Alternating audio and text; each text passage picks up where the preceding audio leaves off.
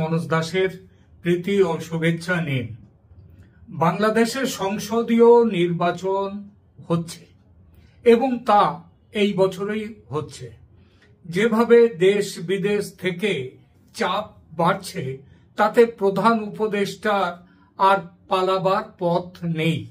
নির্বাচন থেকে পালাবার পথ, এমনিতে তো তার পালাবার পথ খোলাই আছে।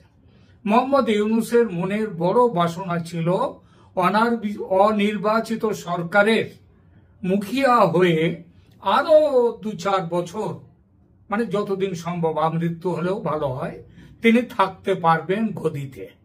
সে গুড়ে বালি, দেশের ভেতর এই বালি দেওয়ার কাজটা, মানে গুড়ে বালি দেওয়ার কাজটা মুখ্যত করেছেন সেনাপ্রধান জেনারেল ওয়াকার উজ্জামান, এবং কিছুটা শ্রেয় এই শেষ দিকে এসে অবশ্যই দিতে হবে বাংলাদেশ ন্যাশনালিস্ট পার্টিকে। সেনাপ্রধান গত 21শে মে সেনা দরবারে যে ঘোষণা দিয়েছেন তার অভিঘাতে ইউনূস সন্ন্যাস নেয়ার একটা নাটক করলেন। সেই নাটক যখন ঠিকমতো পাবলিক খেলো না, তখন তিনি করলেন কি, 24 তখনই বোঝা গেল যে তিনি পিছোবেন, কিন্তু মরবেন, পিছোবেন, তবে কৌশল করে পেছোবেন সেটা। এরপর 24শে মে রাজনৈতিক দলগুলোর সঙ্গে বৈঠকে বিএনপি দাবি করল সেনাপ্রধান যে পথ দেখিয়েছেন সেই পথে, এবং এটাও বলল যে নইলে তারা আন্দোলনে নামবে। এতটা স্পষ্ট দাবি বিএনপির পক্ষে এই প্রথম, আগে কোনোদিন করেনি। এর আগে তারা চলছিল ধরি মাছ না ছুঁই পানি, সেই পথ ধরে। কারণ ভোটের ফল কোন দিকে যাবে, আওয়ামী লীগ থাকবে কিনা ভোটে, সেগুলো পরিষ্কার ছিল না তাদের কাছে। সুতরাং ভাবছিল এক্ষুনি ভোট করে লাভটা কি, আবার পরক্ষণে ভাবছিল না ভোট চাই, এই বলছে ভোট চাই, আবার পরক্ষণে ভাবছিল চলুক না এভাবেই যেভাবে চলছে, চাঁদাবাজি করে আর চাকরি বিক্রি, মামলা বাণিজ্য, আরো নানান পথ ধরে কামাই তো আর খারাপ হচ্ছে না। সুতরাং খামোখা ঝুঁকির ভোটে যাবার কি দরকার।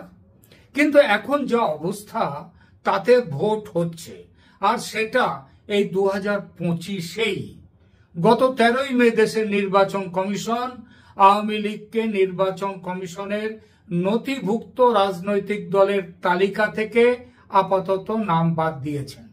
সেই নামটা বাদ দেওয়ার পরে বিএনপি ভাবছে নির্বাচনে তাদের জেতার সম্ভাবনা উজ্জ্বল, এবং এজন্য কদিন আগে ঢাকায় বড়সড় সমাবেশও করেছে তারা। প্রথমে প্রধান উপদেষ্টা তার বাসভবনে আয়োজিত বৈঠকে জাতীয় নাগরিক পার্টির দাবি অনুযায়ী আওয়ামী লীগের কাজকর্মে নিষেধাজ্ঞা লাগালেন, আর তার দুদিনের মাথায় বাকিটা করল নির্বাচন কমিশন। বাংলাদেশের নির্বাচন কমিশন ক্ষমতাচ্যুত প্রাক্তন প্রধানমন্ত্রী শেখ হাসিনার দল আওয়ামী লীগের নিবন্ধন স্থগিত করেছে, ইংরেজিতে সাসপেন্ড করেছে, যার ফলে এই দলটি পরবর্তী জাতীয় নির্বাচনে প্রতিদ্বন্দ্বিতা করতে পারবে না যদি বর্তমানের এই স্থগিতাদেশ চলতে থাকে। নোবেল বিজয়ী মোহাম্মদ ইউনূসের অন্তর্বর্তীকালীন সরকার কয়েকদিনের বিক্ষোভের পর সন্ত্রাস বিরোধী আইনের অধীনে আওয়ামী লীগের সকল কার্যক্রম নিষিদ্ধ করার পর নির্বাচন কমিশন এই পদক্ষেপ নিল। সরকার জাতীয় নিরাপত্তা হুমকি এবং শত শত বিক্ষোভকারীর মৃত্যুর ঘটনায় দলের শীর্ষ নেতৃত্ব, মানে শেখ হাসিনা সমেত অন্যদের বিরুদ্ধে চলমান যুদ্ধ অপরাধের তদন্তের কথা উল্লেখ করেছে।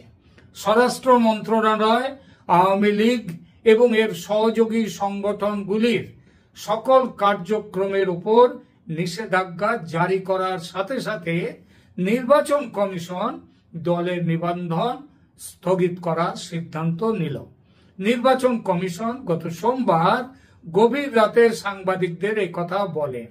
সোমবার মানে 13ই ফেব্রুয়ারি, এই 13ই মে দিনটি। বাংলাদেশের নির্বাচনী আইন অনুসারে জাতীয় নির্বাচনে অংশগ্রহণের জন্য একটি রাজনৈতিক দলকে নির্বাচন কমিশনে নিবন্ধিত হতে হবে।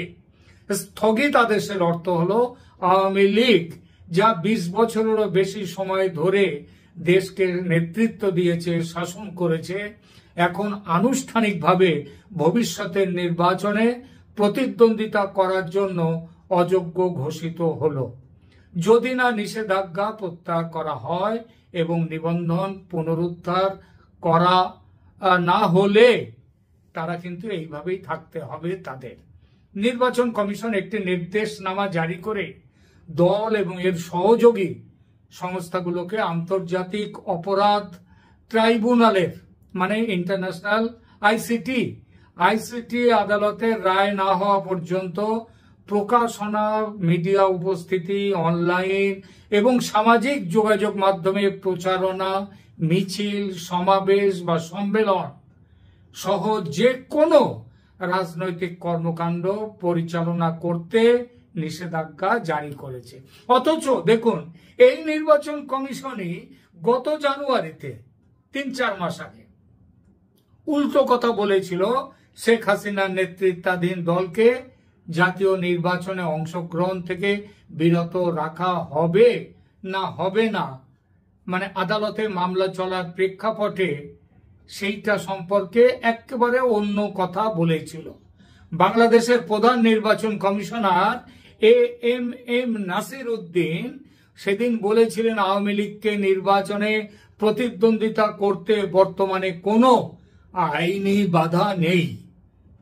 চট্টগ্রামে নির্বাচন সম্পর্কিত এক আলোচনা চক্রে এই গত জানুয়ারিতে দেয়া ভাষণে ওই নাসির উদ্দিন সাহেব তিনি বলেছিলেন যে আওয়ামী লীগকে নিষিদ্ধ করার দাবি আইনি দাবি নয়, একটা রাজনৈতিক ইস্যু, এটা পলিটিক্যাল ম্যাটার। কিছু ব্যক্তি আদালতের নির্দেশ চেয়ে মামলা করেছেন, সেই মামলা এখনো অমীমাংসিত, কোনো রায় আসেনি। সুতরাং এই মুহূর্তে তাদেরকে নিষেধাজ্ঞা দেওয়ার কোনো প্রশ্ন ওঠে না। যতক্ষণ আদালত এই ব্যাপারে কোনো নির্দেশ না দিচ্ছে ততক্ষণ ব্যবস্থা নেওয়ার প্রশ্ন নেই।